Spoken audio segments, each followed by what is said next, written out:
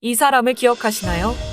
일본의 수출 규제로 인해 한국인들이 불매운동을 시작하자 일본의 한 방송에 출연해 일본이 맥주를 안 팔면 한국인들이 항복을 할 것이라며 한국의 불매운동을 비웃었던 일본의 우익 방송인이죠. 불매운동이 시작된 지 해수로 벌써 3년. 한국인들은 일본의 맥주를 자발적으로 마시지 않기 시작했고 한국에서 일본 맥주의 판매량은 급감하며 일본의 맥주 회사들은 큰 타격을 입기 시작했죠. 일본 최대 맥주 회사인 아사히도 예외가 아니었고 결국은 아사히가 경영난을 이기지 못하게 되면서 맥주 공장들을 차례차례 폐쇄하게 되었습니다. 지금도 식지 않고 꾸준히 불매운동을 이어가는 가운데 현재 일본에서 벌어지는 각종 현상들이 큰 화제가 되고 있습니다. 아베가 쏘아올린 수출 규제로 인해 한국의 노재팬 불매운동이 시작되었을 때 많은 일본의 경제 전문가들은 한국의 불매운동이 얼마 가지 않을 것이며 일시적인 해프닝에 불과할 것이다 라고 폄하했습니다. 반일 불매운동으로 일본에게 가해질 타격은 극히 미미할 것이라고 전망하며 한국의 불매운동은 금세 사그러들 것이라고 예측했는데요. 그러나 3년이 지난 지금도 불매운동은 끝나지 않았고 오히려 일본 경제에 막대한 타격으로 이어지고 있습니다. 아무리 경제대국 일본이라고 하더라도 3년 동안 이어진 불매운동으로 누적된 적자의 규모는 결코 적지 않았고 일본의 기업들은 엄청난 타격을 입게 되었죠. 세계적인 기업들도 큰 손실을 보게 되었으며 이 중에서는 과거 한국에서 불티나게 팔렸었던 일본의 맥주 회사들도 포함되어 있었는데요. 이번 시간에는 일본 최대의 맥주 회사 아사히가 큰 위기를 맞이하게 된 이유와 한국의 불매운동의 여파가 일본에 얼마만큼의 큰 타격을 주었는지 자세히 알아보겠습니다.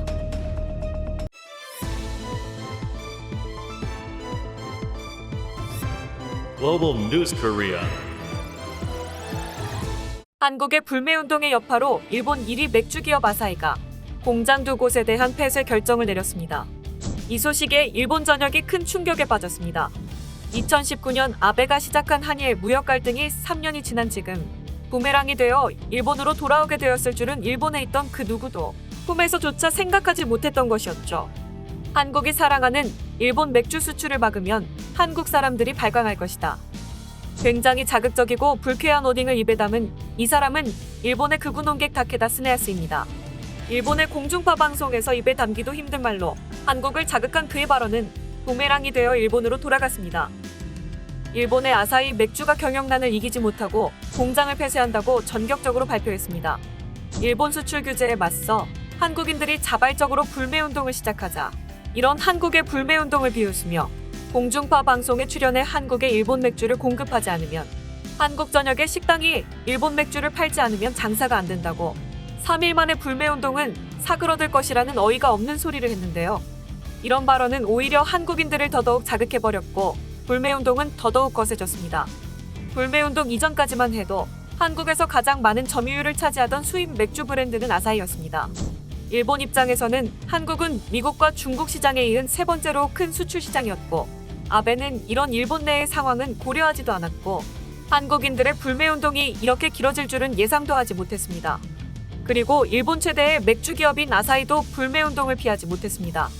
아사히 맥주의 다카조 다카노리 명예회장은 야스쿠니 신사를 참배하지 않은 정치가들은 국정을 맡을 자격이 없다라고 망언을 했을 정도로 아사히 맥주는 일본의 대표적인 우익 기업 중 하나입니다. 맥주를 팔아서 번 수익금은 우익 출판사인 후소샤에서 출판하는 일본의 역사 왜곡 교과서를 지원하는 데 쓰이고 있는데요. 우익단체 새로운 교과서를 만드는 모임의 공식 후원업체 속에 아사히가 들어가 있습니다. 독도에 대한 영유권을 주장할 뿐만이 아니라 안중근 의사와 윤봉길 의사 같은 독립운동가들을 테러리스트로 표현하는 왜곡된 일본 역사 교과서에 후원을 하는 기업이 바로 아사히 맥주인 것이죠. 우익 기업이 아니랄까봐 일본 내에 판매하는 맥주에는 우길기가 들어간 캔 디자인을 사용하며 국내에 파문을 일으키기도 했습니다. 그것뿐만이 아니죠. 원전 사고로 방사능 오염에서 자유롭지 않은 후쿠시마 지역에 공장을 두고 있는 것도 논란이 되었습니다. 한국에는 후쿠시마 지역 생산 제품이 수입되지 않는 것으로 알려졌으나 후쿠시마 인근 지역 공장에서 제조되는 아사히의 맥주는 국내에 수입되고 있었던 것이기 때문입니다. 이런 문제가 많은 일본의 대표적인 우익 기업이 불매운동이 일어나기 전까지 한국의 빨대를 꼽으며 맥주를 팔고 있었던 것입니다. 정말 통탄을 금할 수 없는 일이었던 것이죠. 하지만 불매운동이 시작되자 일본 맥주의 한국 판매는 급격히 감소하기 시작하는데요. 한국의 일본 맥주 수입액은 2018년 7,800만 달러에서 정점을 찍었지만 불매운동 이후 매출이 급격하게 줄어들어 93%까지 매출이 감소했습니다.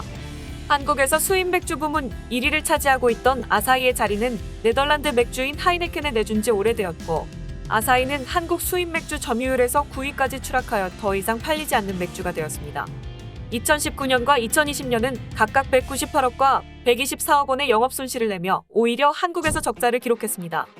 어떻게든 집어넣어 팔려고 안간힘을 썼지만 이미 아사히가 팔릴 자리는 한국에 더 이상 없었던 것이죠. 대체제가 없을 것이라고 호언장담하던 일본산 맥주의 자리는 오히려 국산 맥주가 맡게 되었습니다. 매년 피크를 찍고 있었던 맥주 시장에서 일본의 우익들이 헛소리를 하지 않았더라면 오히려 국내 맥주 시장을 일본산 맥주가 잠식하는 상황이 왔을지도 모를 정도로 일본 맥주의 판매량은 역대급 정점을 찍고 있었던 상황이었습니다. 하지만 아베의 수출 규제의 여파는 매우 컸고, 불매운동의 여파는 일본의 상상을 완전히 초월해버렸습니다.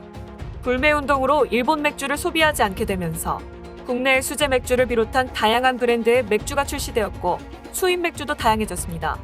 일본이 가장 간과한 사실은 맥주는 일상적으로 접근이 쉬운 소비재인데다 대체제를 찾기가 쉬워 불매운동에 가장 취약한 상품이기도 했다는 것입니다.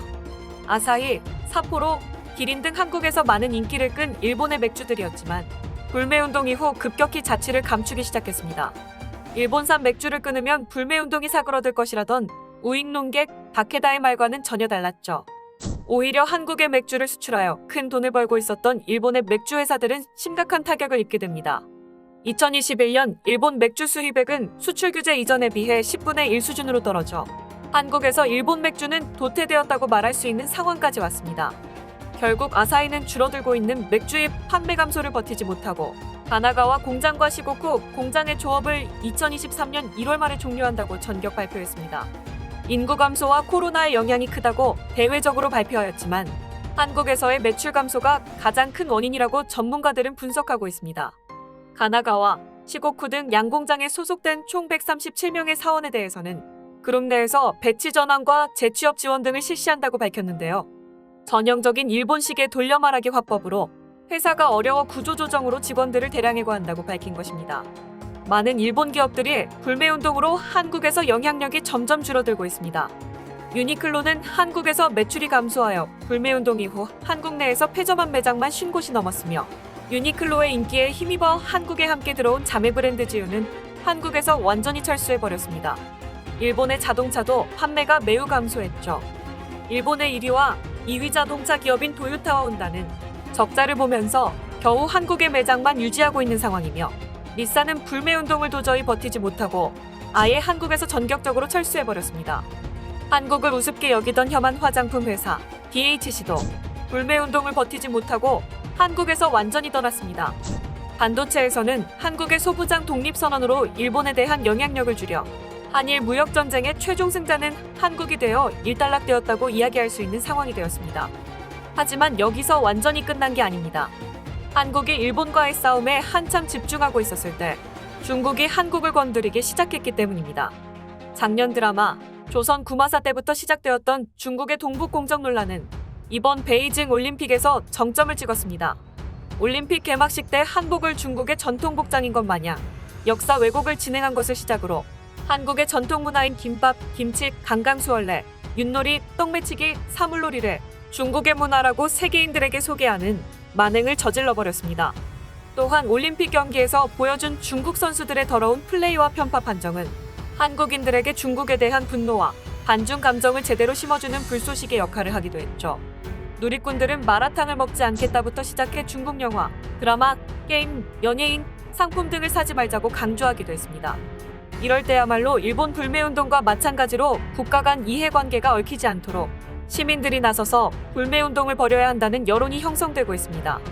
메이드 인 차이나 불매운동의 이야기가 각지에서 나오고 있습니다. 중국 브랜드인 칭따오 맥주, 샤오미, 틱톡 등을 불매하자는 것인데요.